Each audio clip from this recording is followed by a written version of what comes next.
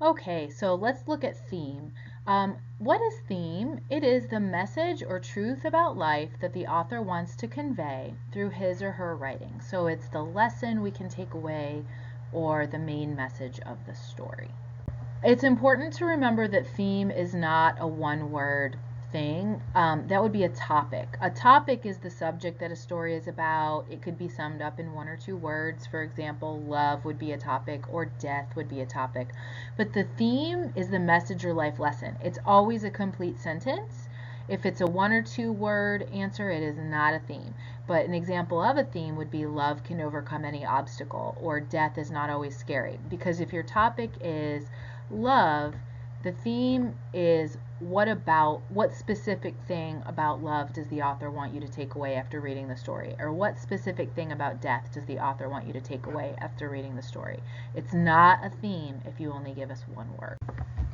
Okay, so let's look at theme in Kennedy and the Barrio. We'll start by listing some topics that appear in the story. So one is growing up.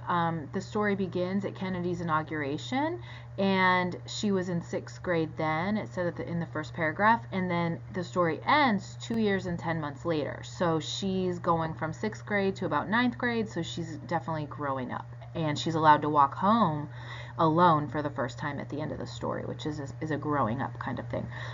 There's family in the story. She interacts with both of her parents. The community comes together when Kennedy dies, so community would be a topic.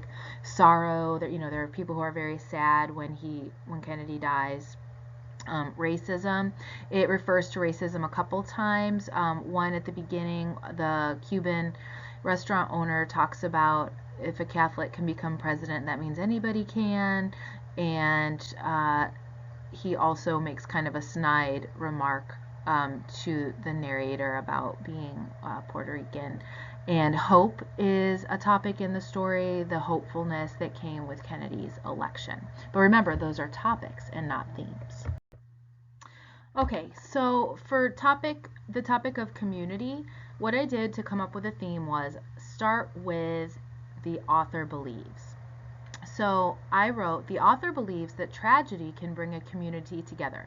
And I'm basing it on the part of the story right here where it says that Larry Reyes and the father were serving free food. And that's one thing. They're starting to give away food in response to this tragedy, and that's one way to bring a community together. The mother is cooking, the narrator is bussing tables. Everyone comes together and starts kneeling and praying and crying for the dead president, and she says she's enduring the kisses and embraces of strangers. So those are all things in the text that lead me to believe the author is showing us how a tragedy can bring a community together.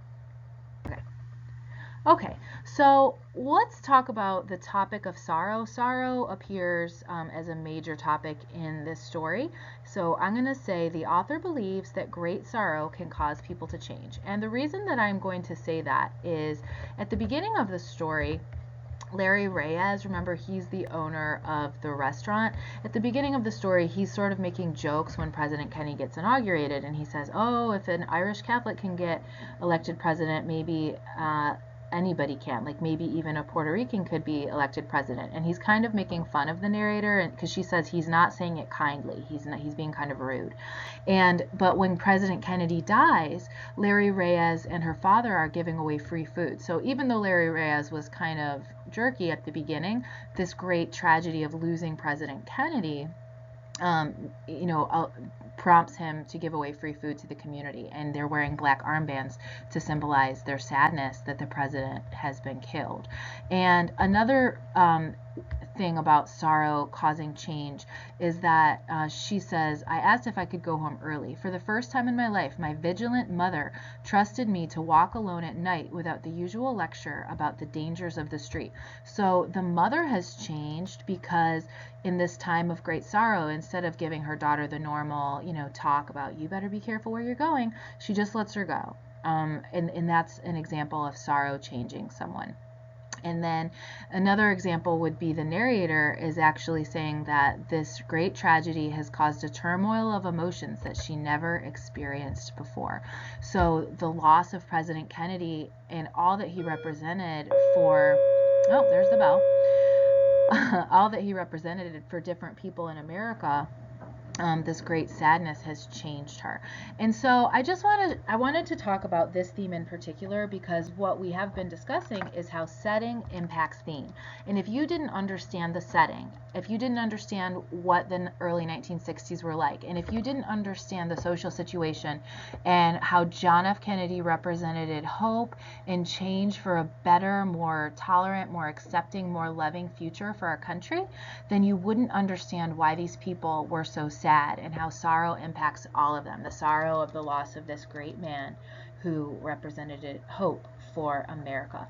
So understanding the setting of a story is very, very important when you're trying to discover what the main message or the theme is, because the social situation, the time, and the place will all impact what the major message of the story is.